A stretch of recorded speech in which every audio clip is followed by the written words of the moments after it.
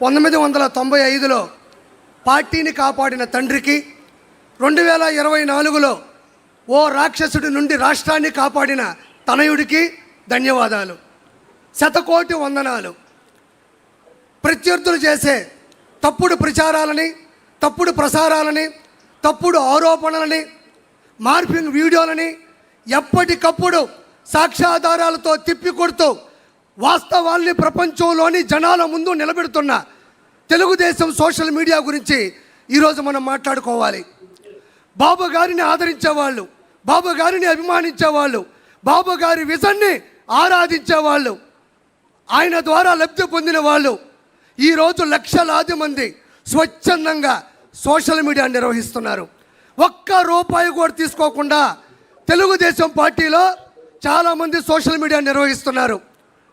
వాళ్ళు వాళ్ళ పని చేసుకుంటూనే ప్రత్యేకమైన సమయాన్ని కేటాయించుకుంటూ దినచర్యలో భాగంగా కొంతమంది అయితే మాకు ఒక్క రూపాయి కూడా వాళ్ళు ఇవ్వక్కర్లేదు, బాబు గారి ద్వారా 2 లక్షల రూపాయలు నేను ఈరోజు వర్క్ ఫ్రమ్ హోమ్ ద్వారా సంపాదించుకుంటున్నాను, ఆయన చేసిన మంచి వల్ల నేను బాగుపడ్డాను, నా మాట ఈ ప్రపంచానికి మంచిగా వెళ్ళాలి అని చెప్పుకునే వాళ్ళు ఎంతమందో చాలామంది ఉన్నారు.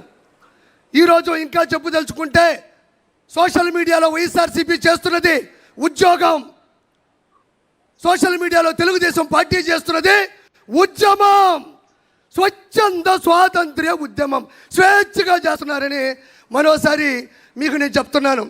వాళ్ళు విచ్చలవిడిగా ప్రసంగాలు చేసినా, అతను ప్రసంగా మాట్లాడినా, సోషల్ మీడియాలో దారుణాతి దారుణమైన పోస్టులు పెట్టినా, ప్రెస్ మీట్లు పెట్టినా, బూతులు మాట్లాడినా, అవమానించినా ఏ ఒక్కరూ మన వాళ్ళు సంయమనం పాటిస్తున్నారు తప్ప తిరిగి ఆ విధంగా ప్రవర్తించట్లేదు. దానికి ఉదాహరణ నేనే. నా భార్య ఓయోలో దొరికింది, ఏరే వాళ్ళతో ఉంది అని దుష్ప్రచారం చేసి ఆర్టికల్లు చిత్రీకరించి పెడితే నాకు కోపం వచ్చి మాట్లాడదాం అనుకున్నా. కానీ మా నాయకుడు వెనక నుంచి అటు కొట్టాడు. అది మనం చేయకూడదు, అది మన విషయం కాదు, మన పసుపు సైన్యంలో అది లేదు అంటే వెనక్కి తగ్గినటువంటి ఆలోచన నాది. ఇది ప్రత్యక్ష ఉదాహరణ.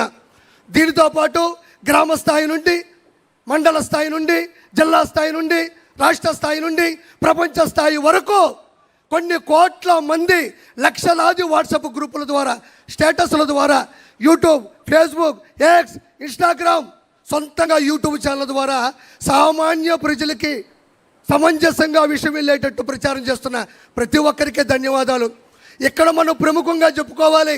వాళ్ళు ఎలా విష ప్రచారాలు చేశారు అంటే, గూగుల్ డేటా సెంటర్ డేటాకి మైండ్ అప్లై చేస్తే అది గోడౌన్ తాళం వేసుకొని వెళ్ళిపోతారు. డేటాకి మైండ్ అప్లై చేశారు వాళ్ళు, మన వాళ్ళు సోషల్ మీడియా అప్లై చేశారు. తర్వాత ఆ రోజు రాత్రి అంతా దాగిపడుకున్నారు, అది వేరే విషయం. సింగయ్య గారిని వాళ్ళే చంపి, అతి కిరాతకంగా చంపి, వాడిని చంపింది, ఆ వ్యక్తిని చంపింది మన వాళ్ళని దోస్తే మన వాళ్ళు ఫుల్ వీడియోలో క్వాలిటీలో చూపించారు, వాళ్ళు ఫుల్గా దాగిపడుకున్నారు. దీంతోపాటు కుప్పంలో ప్రపంచంలో పెద్ద పెద్ద ఆర్ట్ డైరెక్టర్లు ఆశ్చర్యపోయే విధంగా టైట్ క్లోజ్ షాట్లో పెట్టి వాటర్ ట్యాంక్తో నీళ్లు తెచ్చి బిందుతో పోస్తే సంకలు గుద్దుకున్నారు, మేము నీళ్ళు ఇచ్చామని. మన వాళ్ళు వైడ్ షాట్ పెట్టారు, ఓల్డ్ వైడ్గా వైరల్ అయింది. తర్వాత వాళ్ళకి వైరల్ ఫీవర్ వచ్చింది. దీంతోపాటు తల్లికి వందనం, స్త్రీ శక్తి, దివ్యాంగ శక్తి, అన్నదాత సుఖీబాబా, మెగా డిఎస్సి 16,743. దీంతోపాటు విజయవాడ వరదలు, మంతా తుఫాను, ఒకటి కాదు నాయన, బాబు గారు అక్కడ ఇచ్చారు అంటే రెడీగా ఉంటారు. జులై సినిమాలో బ్రహ్మానందంగా దొరికిపోతూ ఉంటారు. అది వాళ్ళ ప్రత్యేకత. నేను ఇక్కడ ఇంకో గొప్ప విషయం చెప్పాలి. అన్న లోకేష్ అన్న కూడా వచ్చాడు. సార్, చాలామంది ఎన్నిసార్లు ఈ విషయం చెప్పారు నాకు తెలియదు, కానీ అప్పట్లోనే ప్యాన్ ఇండియా సినిమా ఒకే ఒక్కడు, ఆ ఒకే ఒక్కడు సినిమా తీసింది ఇన్స్పిరేషన్ నారా చంద్రబాబు నాయుడు గారు. ఎంతమంది చెప్పారో నాకు తెలియదు. ఇది శంకర్ గారు, ప్రొడ్యూసర్ గారు, అప్పుడు డిస్ట్రిబ్యూటర్లు, ఎగ్జిబ్యూటర్లు చెప్పినటువంటి సత్యం. ఆ సినిమా ఒకే ఒక్కడు. ఒక్కరోజు సీఎం అయితే ఆ సీఎం ఏం చేస్తాడు అనేది ఆ సినిమా తీశారు. Super duper bit. తమిళ వాళ్ళు చిత్రీకరించిన సినిమా ఇన్స్పైర్డ్ బై సార్. అయితే నేను ఎందుకు చెప్పానంటే, ఈరోజు నారా లోకేష్ గారు, మేము సోషల్ మీడియా ద్వారా ప్రతి ఒక్క విషయాన్ని మేము తొక్కి తోస్తుంటే మేము చేస్తున్నాం సోషల్ మీడియా, కానీ అది పూర్తయితే ఆ ప్రక్రియ పైకి వెళ్తే చాలా ఆనందంగా ఉంటుంది. ఈరోజు పునర్విక కావచ్చు, అదే స్కూల్లో అన్నం బాగా లేకపోతే కావచ్చు, లేదంటే ఇతర దేశాల్లో బానిసత్వంలో నలిగిపోతున్న విషయాన్ని కావచ్చు, మేము అలా తోస్తే రెడీగా ఉంటారు నారా లోకేష్ గారు. అలా రావడం బుద్ధవ్ తేయ్ బుద్ధవ్ తేయ్ బుద్ధవ్ తేయ్ అంటే మేము ఏం చేసినా సపోర్ట్ చేస్తున్నారు. ఎందుకనంటే ఒక్క రోజులో సీఎం అయినటువంటి హీరో అర్జున్ గారు ఎలా చేశారో సేమ్ ఈరోజు నారా లోకేష్ గారు వచ్చినట్టు పరిష్కరించు వెళ్ళిపోతున్నారు. ప్రతి ఒక్కరి దగ్గర మొబైల్ ఉంది. బాబు గారు చేస్తున్న ప్రతి మంచిని బయటికి తీసుకెళ్ళి పూర్తి సమర్థవంతంగా 2029లో బాబు గారిని మళ్ళీ గెలిపించుకోవాలని మనస్ఫూర్తి కోరుకుంటూ, అది గోడౌన్ తాళం వేసుకొని వెళ్ళిపోతారు.